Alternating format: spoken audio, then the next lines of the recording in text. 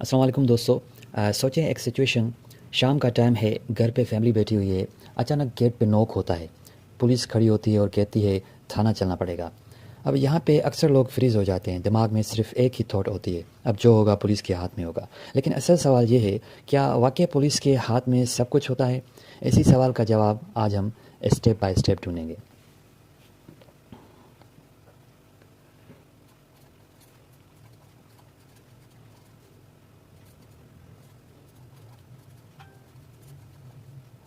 Real life situation, police not at door. तो इसमें source of police power को समझने के लिए लॉजिकली सोचते हैं। पुलिस कोई सुपर नेचुरल पावर लेकर पैदा नहीं होती। पुलिस का हर एक्शन किसी कानून से आता है। और यहीं से हम नेक्स्ट लॉजिकल सवाल पे आते हैं, पुलिस का पावर आता कहाँ से है? तो जवाब है CRPC,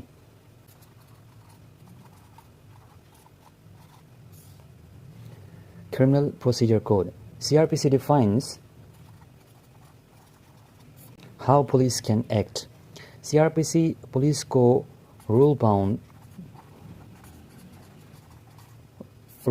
बनाता है। ओके, CRPC पुलिस को रूल बाउंड बनाता है। पुलिस अपनी मर्जी से नहीं, प्रोसीजर के मुताबिक काम करती है।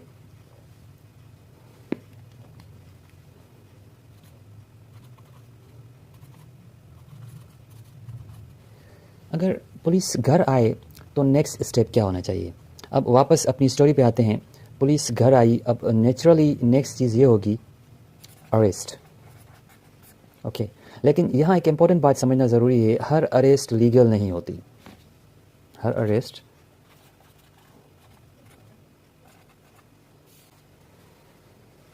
सेक्शन 22A CRPC बताता है power of magistrate to control police access.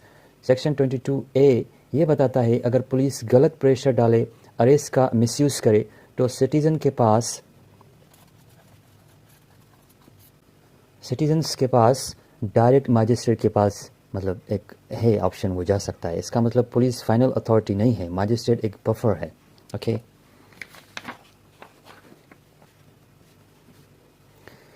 अब आते हैं कि अरेस्ट के बाद क्या होता है। अब मान लेते हैं कि अरेस्ट हो गया। अब लॉजिकली नेक्स्ट सवाल ये भी बनता है कि पुलिस कितनी देर रख सकती है। यहीं पे लोग गलत फहमी का शिकार होते हैं।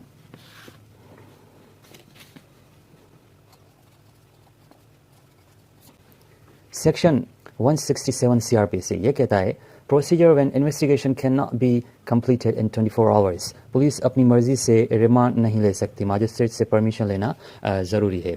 और मैजिस्ट्रेट सवाल करता है, केस देखता है, रिमांड रिजेक्ट भी कर सकता है।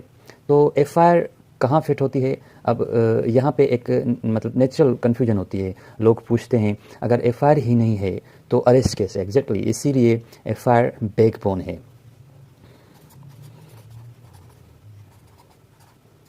तो सेक्शन 154 CRPC ये कहता है information relating to cognizable offence. अगर ऑफेंस सीरियस है तो पुलिस FIR लिखने की पाबंद होगी। ओके, अगर SHO मना करे तो आप क्या कर सकते हैं?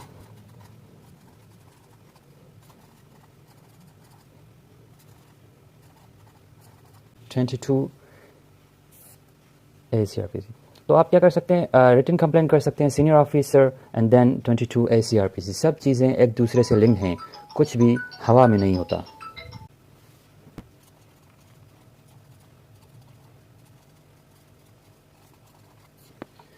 झूठा केस क्यों रिस्की है? अब लॉजिकल फ्लो का नेक्स्ट स्टेप है कि अगर FIR इतनी पावरफुल चीज़ है तो क्या कोई भी झूठा केस बना सकता है?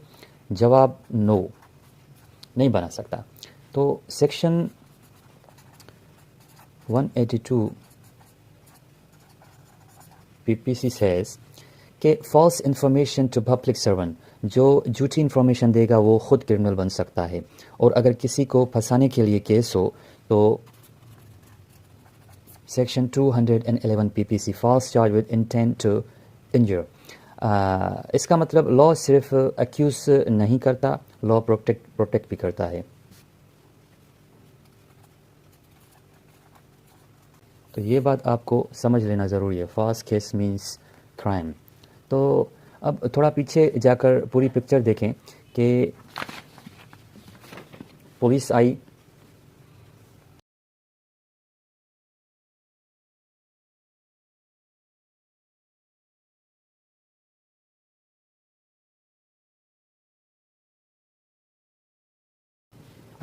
تو یہ چیزیں پولیس آئی, CRPC اپلائی ہوا, arrest procedure apply, FIR, foundation, ماجسٹریٹ balance, false case punishment.